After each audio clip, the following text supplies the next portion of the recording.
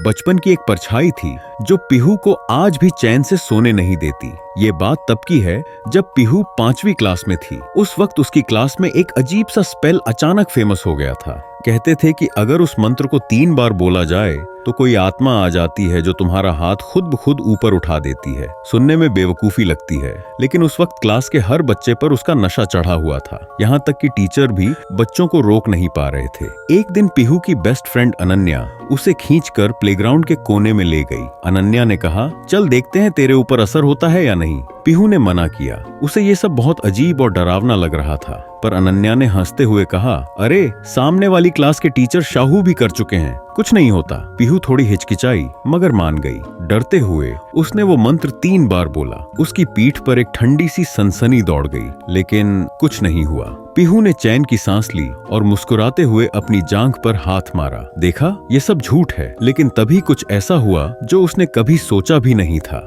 अनन्या के बाल अचानक ऊपर की तरफ खींचने लगे, जैसे किसी ने उन्हें पकड़कर जड़ से खींच दिया हो। पूरा नहीं, बस आधे बाल, जैसे किसी अदृश्य हाथ ने नाखूनों से उठाया हो। और हवा में कुछ उंगलियां दिखीं, मरे हुए इंसानों जैसी सूखी मुड़ी तुड़ी उंगलियां, एकदम स्थिर। पीहू के पैरों से जान निकल गई। और सबसे डरावनी बात, अनन्या को तो कुछ पता ही नहीं चला। तब तक क्लास के कुछ बच्चे चिल्लाने लगे, तेरे बाल, तेरे बाल। जब दोनों ने पलटकर देखा तो अनन्या के बाल ऐसे हिल रहे थे जैसे जिंदा सांप हों, हवा में खुद ब खुद लहराते हुए। पीहू चीखी और अनन्या को पकड़कर घसीटते हुए क्लासरूम तक ले आई। अनन्या हैरान थी, पूछ रही थी, क्या हुआ? तुम सब ऐसे क्यों देख रहे हो मुझे? अगले दिन अनन्या रोती हुई पीहू के पास आई। उसने बताया, रात मैंने सपना देखा, कोई काली परछाई मेरे हाथ पर चाकू चला रही थी। सुबह जब उठी तो उसका हाथ खून से भरा हुआ था। पीहू ने उसकी बांह की आस्तीन ऊपर की, वहाँ गहरे जख्म थे, ऐसे जैसे किसी ने जानबूझकर उसे नोचा हो। सफेद मांस तक नजर आ रहा था।